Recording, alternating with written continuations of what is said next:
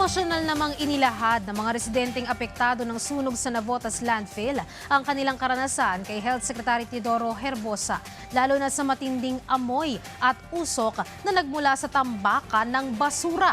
Marami sa kanila ang nagnanais ng makabalik sa kanilang mga bahay mula sa evacuation center sa Obando, Bulacan dahil sa pag-aalala sa mga kaanak na naiwan. Ipinaliwanag naman ng DOH na mapanganib sa kalusugan ng haze mula sa sunog.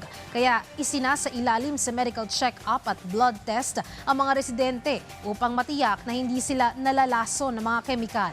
Batay din sa satellite data, umabot ang usok mula sa sunog sa Navotas hanggang sa Bataan dahil sa malakas na hanging pakanlura na nagdulot ng mataas na antas ng nitrogen dioxide sa malawak na lugar. Patuloy din ang pagbibigay ng mental health support at pakikipag-ugnayan ng pamahalaan sa mga lokal na ahensya para matugunan ang pangangailangan ng mga apektado.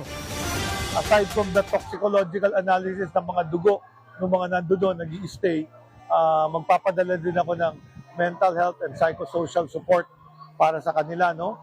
Kailangan silang makausap